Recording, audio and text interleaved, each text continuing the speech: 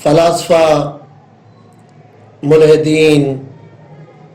اور نیچری خیال کے وہم پرست لوگ یہ اعتراض کرتے ہیں کہ واقعہ معراج یہ ناممکن ہے۔ ان کی دلیل کیا ہے؟ وہ کہتے ہیں کہ جسم ثقیل ہے، ثقیل چیز اوپر جا نہیں سکتی، اور راستے میں کرۂ ناری ہے،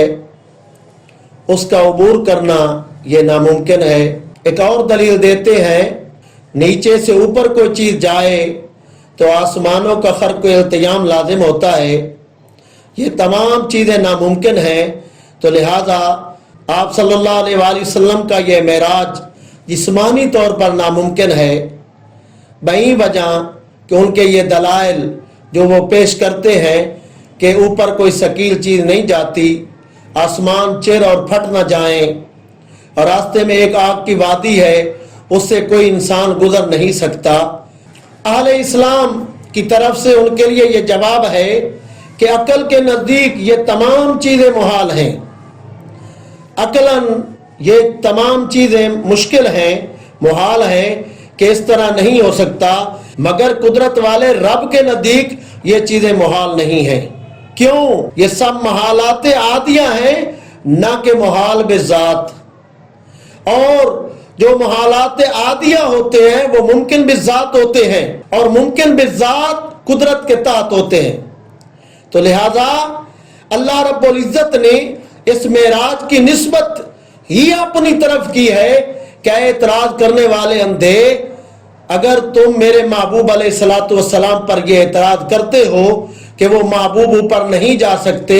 جسم ثقیل ہے، راستے میں کرۂ ناری ہے، اور آسمانوں کا چرنا اور پھٹنا خرق و التیام لازم آتا ہے، تو تم میرے محبوب پر یہ اعتراض کرتے ہو، لیکن میرے محبوب پر تمہارا یہ اعتراض نہیں بنتا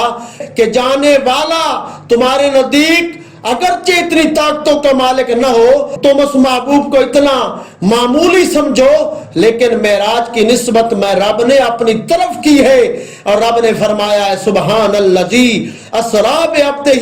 لیلا من المسجد الحرام،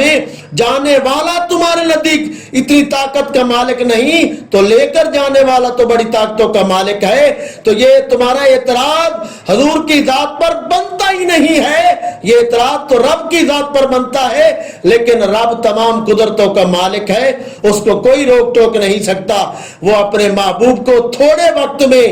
لے کر جا بھی سکتا ہے، اور تمام آسمانوں کی سیر کروا کر واپس اپنے محبوب کو زمین کے اوپر بھیج سکتا ہے۔ دوسرا، معراج ایک معجزہ ہے، اور معجزہ ہوتا ہی وہی ہے جس کا وقوع عادتاً محال ہو۔ اگر یہ امور عادتاً محال نہ ہوتے تو پھر یہ معجزہ کیسے بنتا؟ تو پتہ یہ چلا ہمارے آقا صلی اللہ علیہ وآلہ وسلم تھوڑے وقت میں اوپر جا بھی سکتے ہیں، اپنے رب سے ہم کلام ہو کر دیدار فرما کر واپس زمین پر آ بھی سکتے ہیں۔ اعلیٰ حضرت نے کیا خوب فرمایا، فرماتے ہیں تھکے تھے روح الامی کے بازو، چھٹا وہ دامن کہاں وہ پہلو، رکاب چھوٹی امید ٹوٹی نگاہ حسرت کے ولولے تھے، رکاب چھوٹی امید ٹوٹی نگاہ حسرت کے ولولے تھے، حجاب اٹھنے میں لاکھوں پردے، ہر ایک پردے میں لاکھوں جلوے،